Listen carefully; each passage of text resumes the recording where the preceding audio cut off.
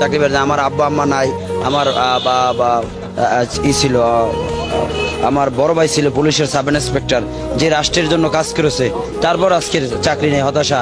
আমার একটা গাড়ি মোটরসাইকেল, হ্যাঁ, I can speak English 20 hours. আমি বাংলা অনার্স মাস্টার্স কমপ্লিট করছি।